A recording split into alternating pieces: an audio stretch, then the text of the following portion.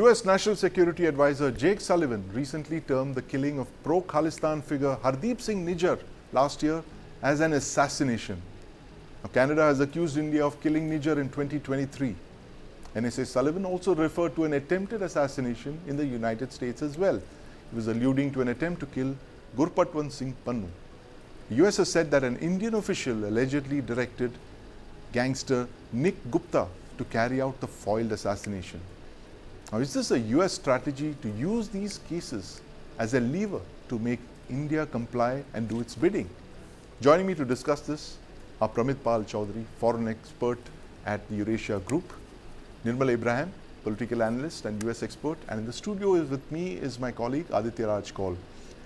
Pramit, I want to start by asking you this. The timing of the statement, NSA Jake Sullivan once again brings back the assassination spectre. Is this going to be a lever that the US is going to use to bring New Delhi, to get some compliance out of New Delhi? Well, I think there are two things to it. One, the Biden administration now is obviously on its last legs. Right. And it is not clear that Biden definitely will no longer be president. And if Trump is president, Sullivan will not be part of the administration. And it is not clear that Sullivan would necessarily continue or be given a position if Kamala Harris is president. She has her own foreign policy team led by Philip Gordon. So Sullivan in many ways is saying his goodbye. So what you tend to see at the end of an administration is a lot of interviews and statements and so on by outgoing officials who are trying to set up a legacy or talking frankly about their problems. You saw, for example, recently the Financial Times had a full one-page on Jake Sullivan's back channel between the US and China. Yes. And that was basically Sullivan tooting his horn and setting up his legacy as I leave this of the White House. So I suspect him talking openly about assassination is part of that story. So I don't think it should put too much into this. This is a lame duck administration. Right. So what it says and what it does now really doesn't matter that much. Now, my sense, though, broadly on the question of assassination is, yes, the Americans are saying you assassinated Nijjar, and you probably attempted to assassinate Panun. Is that a bad thing? Because America carries out assassinations as well. From what I understand, the Americans don't have a problem with India carrying out assassination. Their argument is slightly different, which is that you need to have a certain structure in handling assassinations. In other words, you cannot have a situation where 2 or 3 bureaucrats or a senior intelligence officer more or less decides to kill a foreign citizen without any due process. Right. So in America, and of course the country that is the assassination superpower, which is Israel, there is a process. You have to go through it's all internal, it's secret obviously, but they have a judicial structure, they have a tribunal that discusses it, looks at the evidence and it says, yes, this person is a genuine. And I think from what I understand, the Americans have quietly told you, we don't have an issue with assassination, though we do have a problem if you try to kill an American citizen. What we do have a problem is that if you are going to be a great power, assassination has to be done through a procedure. Otherwise, it will be abused. And that's what we would really like you to do. And I think Kurt Campbell, the U.S. Deputy Secretary of State, in an earlier interview, basically said that. What we are urging India to do is make it institutionalized. If you're going to do this kind of stuff, make it professional. Interesting observations there, Pramit. How do you, streamline this? Assassinations, Aditya, streamline it, structure it of the kind that the US has been suggesting. And of course, Pramit has mentioned the US and of course Israel being assassination superpowers. The US has assassinated its own citizen. If you remember, Anwar al-Awlaki in Yemen many years ago, he was killed by a drone strike. He was a US citizen. Do you see any weight in this? Do you see the government of India actually looking at a policy of assassinations and setting up a structure like that, of the kind that Pramit just mentioned? Or will it be these kind of small operations where not many people are involved? Because, let's face it, at the end of the day, the systems are entirely different in the US, in Israel, and in India. And I think India does a lot of things in a way that other countries wouldn't do it. But what's your take on this? Well, perhaps we are waiting for a book from the United States on the art of the right assassination, or the Assassin's Right Guidebook. But as of now, I feel that, Yes. of course, the Americans or the West as such does not like if there are countries in the global south or, Yes. developing economies who engage or indulge in acts Right. which are not as per the procedure, process, or the so-called democracy of the West. Right. So I agree with Pramit when he says that, in the next few months, specifically 4 months to 5 months, the policy decisions in US or the kind of overtures or the kind of messaging that we'll see Yes.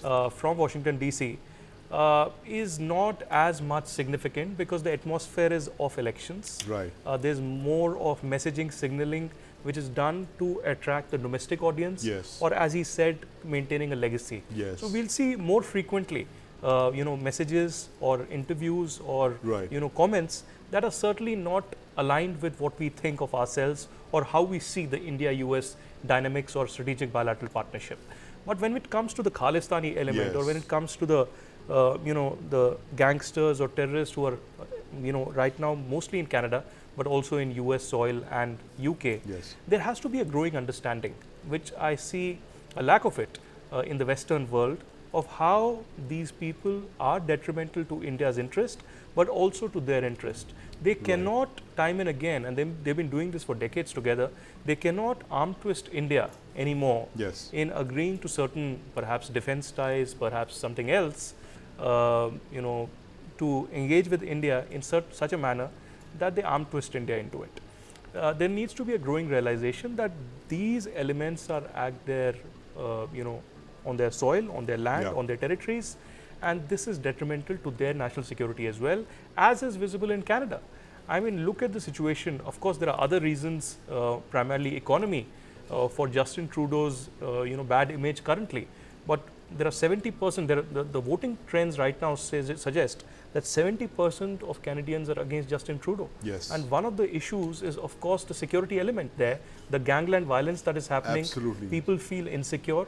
And Yes. there is a reverse trend. I mean, over the last 3 decades, we saw Indians and many people from this part of the world going to Canada, getting a PR, job security there, and a better quality of life.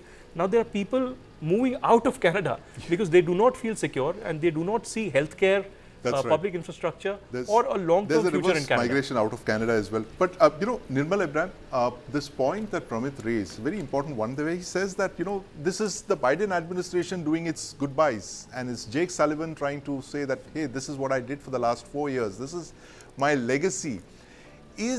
Are the Pannoon attempted assassination and the Nijjar assassination, killing of Nijjar, are they going to carry forward to the next administration, be it a Kamala Harris administration or a Trump administration, or will it end with the Biden presidency?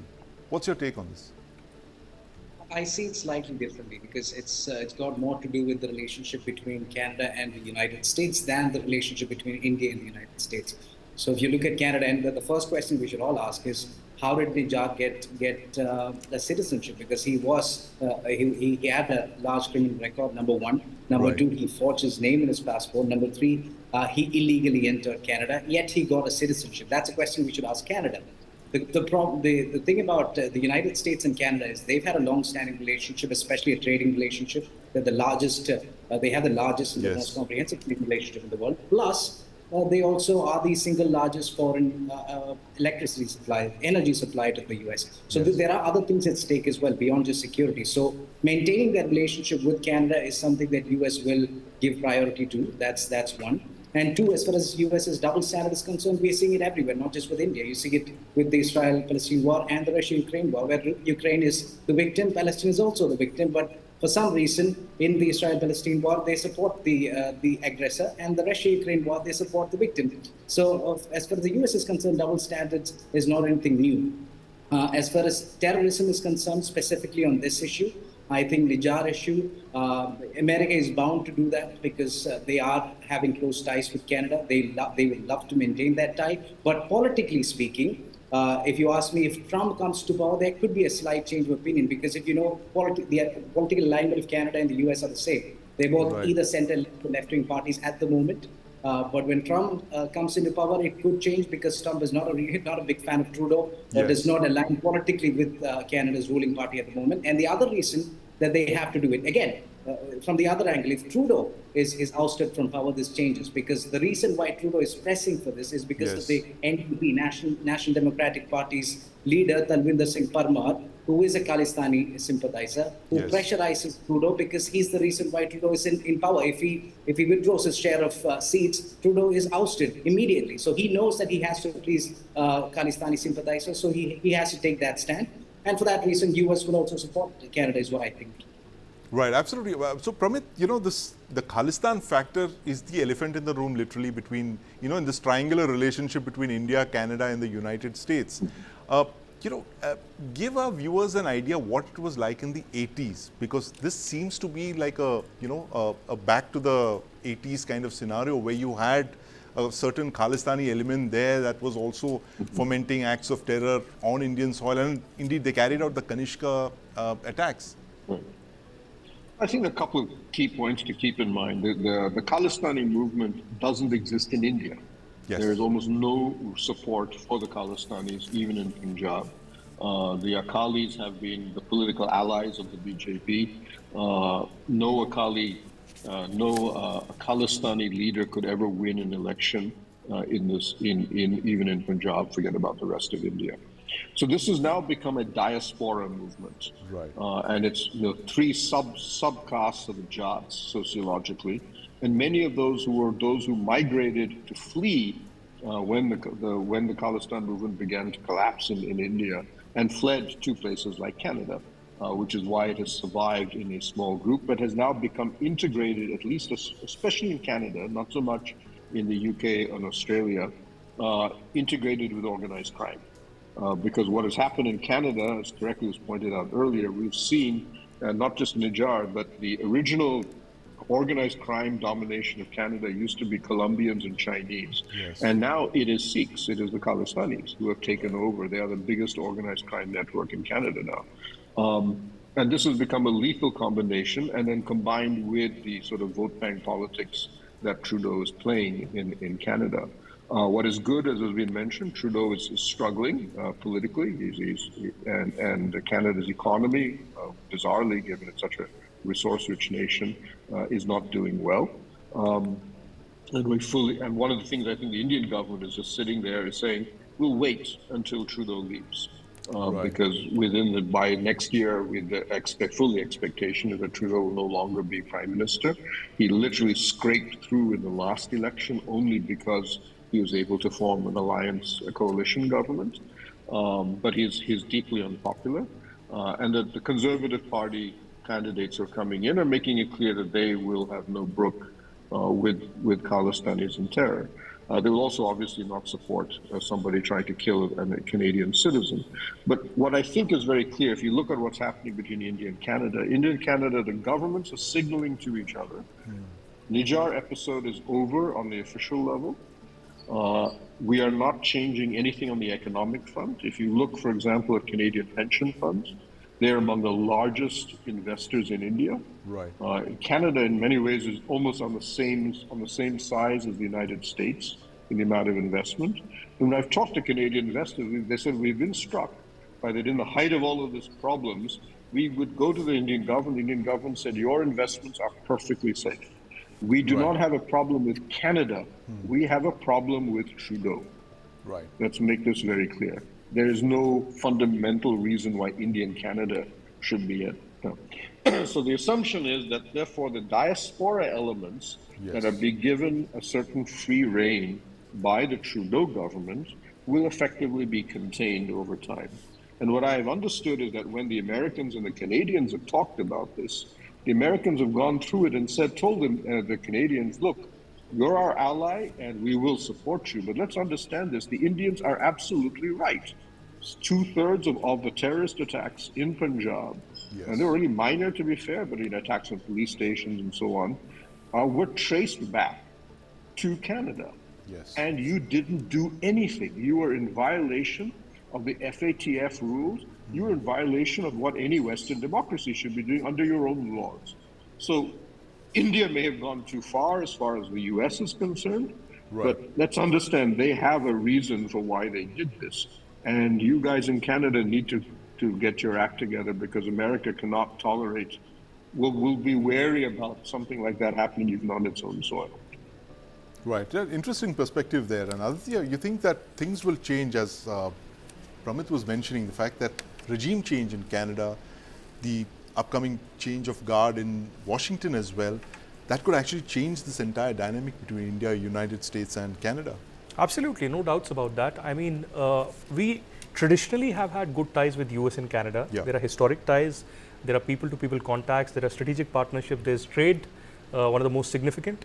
But there are elections. Yes. The elections later this year in US, in Right. which of course it's a very tight contest as of now, as is being predicted. Although till a few weeks back it was almost clear that Trump is going to return. But we'll see. And India is also monitoring that very closely over the next 4 months. Of course, people say that Trump could be a little more better than Kamala Harris, even though Kamala Harris has Indian origins, Right. but Democrats being Democrats. And on the other hand, Canada has a very interesting contest that is lined up against Justin Trudeau, with Pierre Poilievre Yes. emerging as a very strong contestant, the current leader of opposition, a very fantastic speaker, also someone who has great ties with the Indian diaspora out there, with the Hindu community and with the Indian government. So Yes. there are a lot of Indian conservative MPs also who are with him.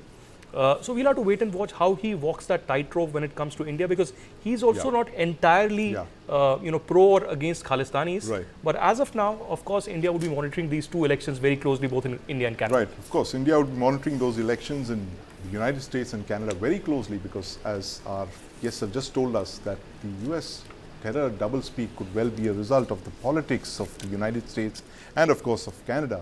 But that's something that we'll be looking at very closely here. Thank you very much for joining us, Pramit Pal Chaudhuri, Nirmal Abraham and my colleague Aditya Raj Kaul.